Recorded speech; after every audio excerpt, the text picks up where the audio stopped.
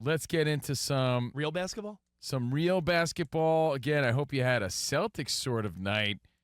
Man, they're playing with some heart. Called it. We said hearts of a champion yesterday on the Hearts show. of a champion shine through. Kind of cool to see. They're still a team to be reckoned with.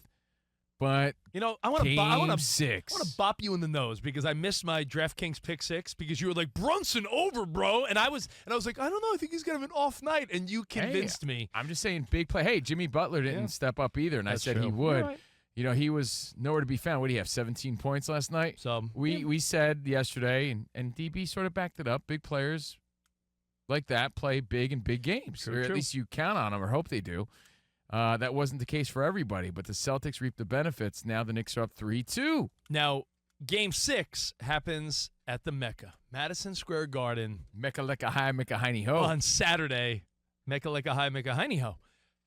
Saturday night, Madison Square Garden, cheapest ticket right now, $800, which is understandable. I'm sorry, Friday night, not Saturday night. Friday night, tomorrow night, Knicks hosting the Celtics. This is the biggest night at the Garden since Gunther Gable Williams. And brought the Ringling Brothers. Since we were hyping it up on Saturday for Saturday's game. But since I saw the Ringling Brothers Barnum and Bailey Circus at the Garden back in '89. Was it the year they stapled a horn on a horse and said they have a unicorn? Since the circus came with the unicorn. Seriously. I actually thought about it, and the Knicks haven't won an NBA title since 1973, so you're looking at 52 years. The Rangers won in 1994, and before that, as you remember, the New York chant used to go 1940. Yeah. So no, this is the biggest night at the Garden since the Dice Man sold it out. This is the biggest since Billy Joel ended his residency. Like the Garden's been waiting for a game like this. You know what's wild is growing up. We're from New Jersey, New York, but I parked right there by the Garden every day when I was working in Manhattan for 15 plus years, and you see the marquee, world's most famous arena. And you really buy into that. You really believe that. In my opinion, it is, right? If you sell out the Garden, you win at the Garden, like you've done it. You've done something. And it's about time something big happens there in the world of sport, in basketball especially. Think about it. When they talk about the world's most famous arena, Dan Byer, back in the day, that included boxing. And when the Knicks and other teams were better. So would you agree that it's been decades?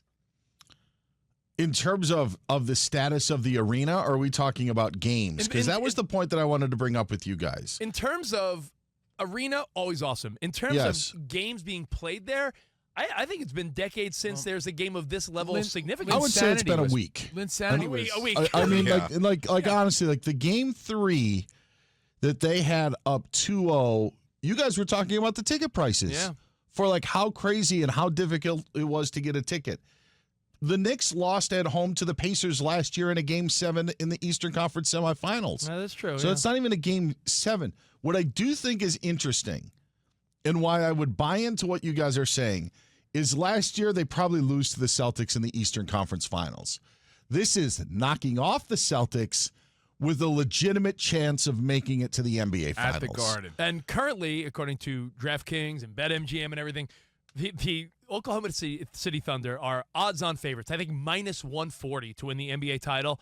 After that, there's a big drop-off, and it's plus 600 Knicks and T-Wolves.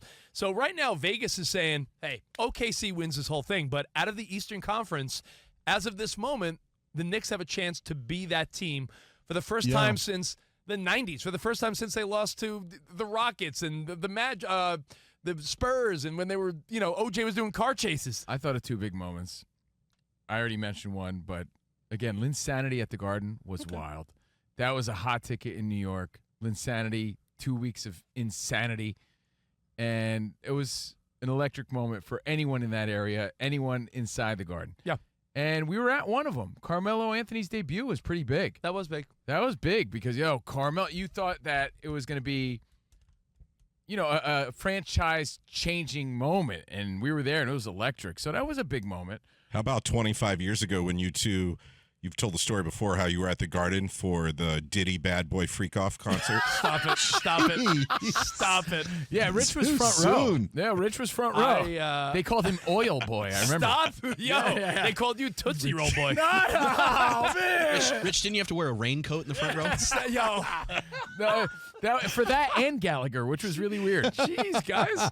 Man. So, yeah, if you're going to call yourself the world's most famous arena and you really buy into that hype, you got to start delivering and bringing some action and excitement aside from concert performances and comedy shows and hockey. What about when I you think took of your the Knicks. What about when you took your daughter to see Frozen on Ice? Was that not No, it doesn't count. Like I said, the circus doesn't count.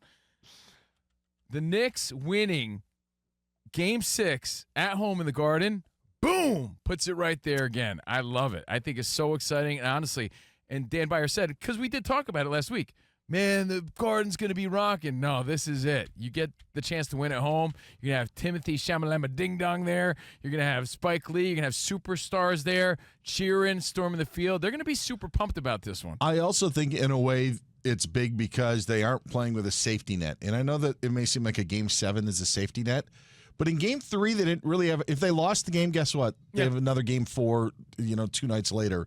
This is – now you've dropped the 2 games in the Celtics are maybe finding momentum without Jason Tatum and going back to Boston. That would be a different – like there's something on the line for New York to lose, which could make Game 6 tomorrow that much bigger. Dan, two more reasons, Dan. Completely agree. But, again, defending champions, you want to knock them off. And they're not just any defending champions. They're the Boston Celtics. The New York-Boston rivalry is deep. And that just adds more fuel and more fire, more excitement for Game 6. So even if you're the most casual fan, there's so much reason to watch.